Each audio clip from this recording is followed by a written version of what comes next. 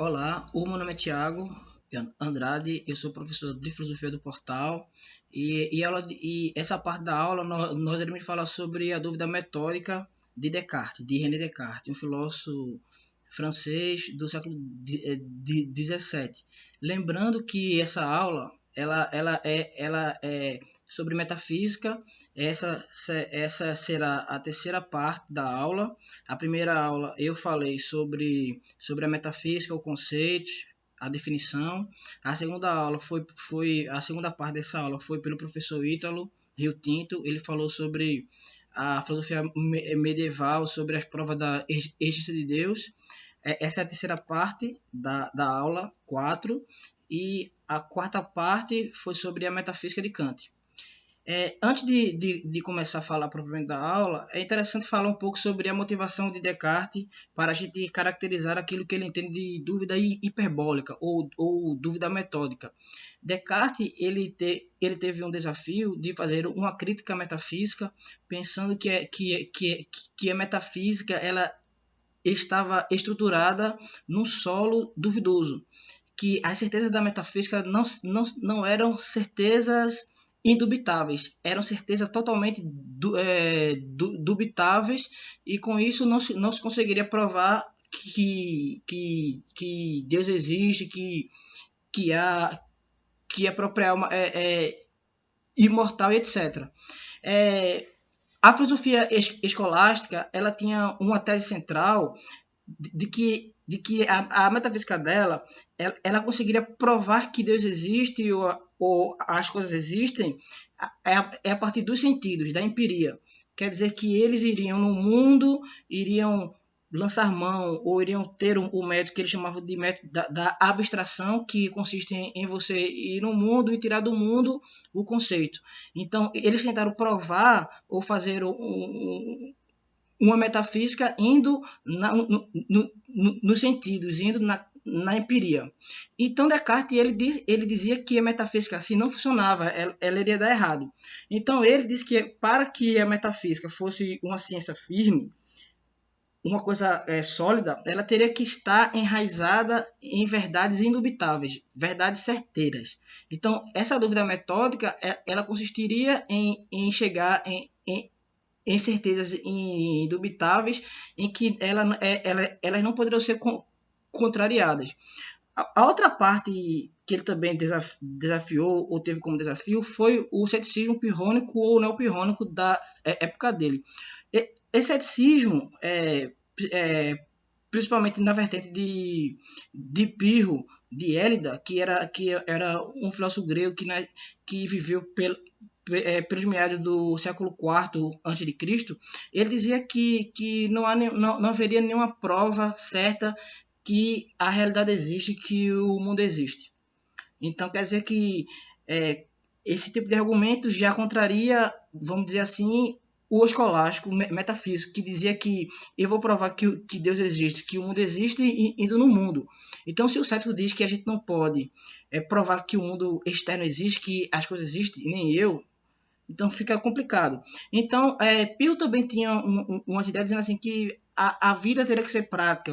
Nós precisamos viver sem confiar, sem ficar se preocupando com essa verdade absoluta, esses valores absolutos sobre o ser. Dito isso também, é importante falar que o debate grego era o debate sobre o ser e a verdade, né? Enfim, então ele dizia, não vamos falar sobre isso não. Então quer dizer que Descartes ele tinha dois desafios aí, que é fazer uma crítica ao tipo de metafísica medieval que estava se baseando em verdades dubitáveis, segundo Descartes, e o ceticismo. Então, veja, a dúvida metódica ela seria uma incorporação do método cético, pirrônico ou neopirrônico, contra os pirrônicos. Quer dizer que ele se apropria desse método para dizer assim, eu vou provar que o mundo existe, que Deus existe, mas não querer provar a partir do mundo externo dos sentidos. Eu vou provar a partir da razão. Então, é a razão que vai me dar certezas indubitáveis que eu vou conseguir provar que o mundo externo existe e que Deus existe.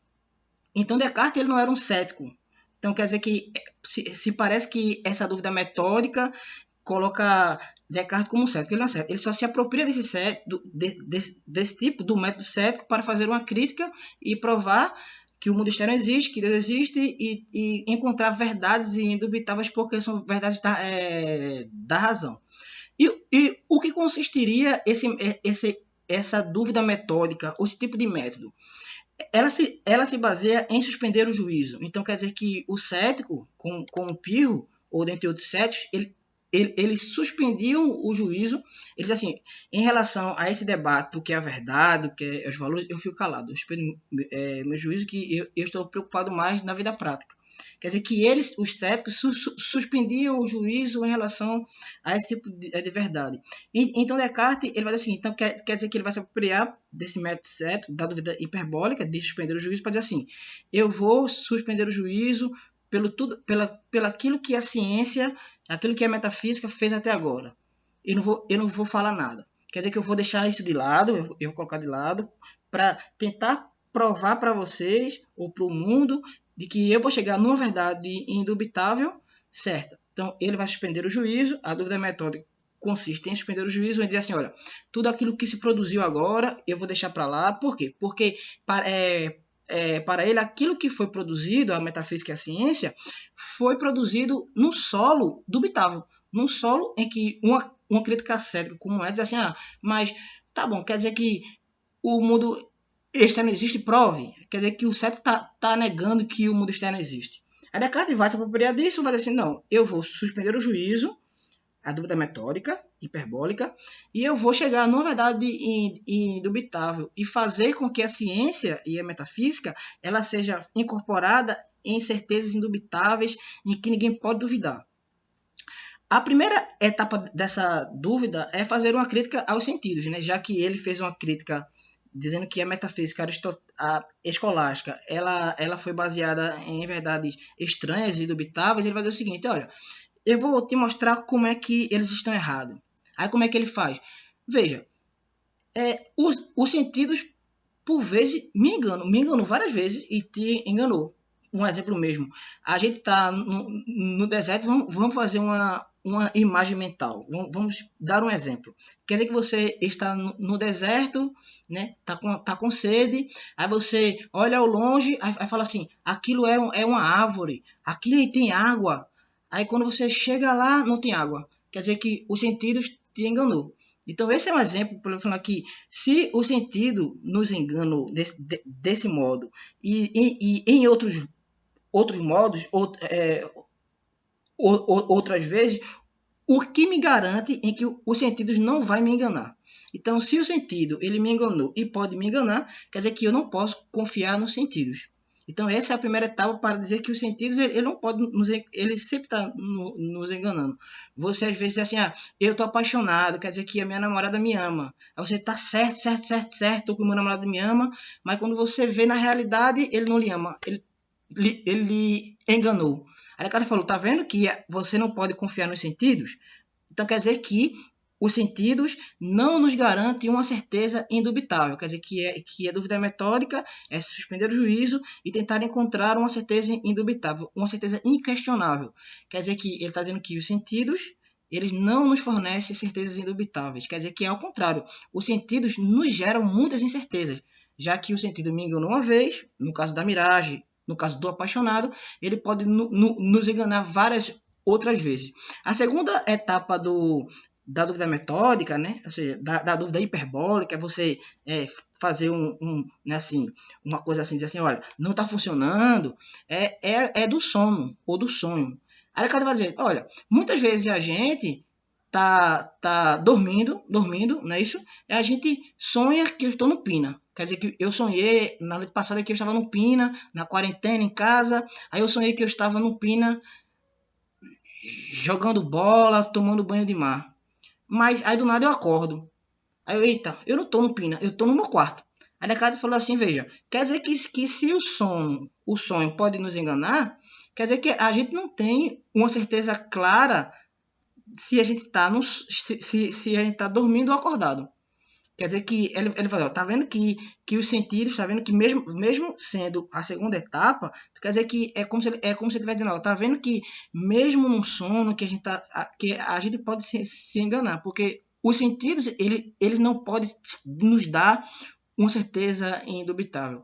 Quer dizer que nisso, Descartes faz parte de uma tradição racionalista, né? Quer dizer que ele quer provar as coisas do mundo, as verdades, a partir da razão, não a partir do sentido ou das coisas concretas. A terceira parte da dúvida metódica é Descartes dizer assim, olha, tá bom, quer dizer que os sentidos me enganam no caso da miragem, eu não tenho certeza se eu estou dormindo ou se eu estou acordado, então já está ruim, quer dizer que daí eu não tiro verdades indubitáveis. E o terceiro é que, aí você pode dizer assim, tá bom, mas 2 e 2 é 4. É uma certeza matemática que ninguém pode questionar. Aí Descartes falou, não, porque vamos supor que Deus existe, ele é onipotente e onisciente. E se ele é onisciente e onipotente, ele pode ter colocado na nossa cabeça que 2 e 2 é 4, mas que na realidade 2 e 2 é 5. Mas veja, Descartes, ele cria em Deus, ele era um cristão. Quer dizer que ele não pode dizer que Deus pode nos enganar, porque faz parte da essência de Deus não enganar ninguém, não é isso? Ele falou, tá bom, então se não pode ser Deus, vamos pensar que seja um gênio maligno ou o diabo. Quer dizer, um Deus enganador. É um Deus que ele se apropria, que ele tem essa onipotência e onipresença, e ele nos engana. Quer dizer que nem as certezas matemáticas para Descartes, nessa dúvida metódica que ele está falando, que é um método e ele suspender o juízo, não nos garante certezas indubitáveis, porque pode ser que exista um Deus enganador e que ele nos engane.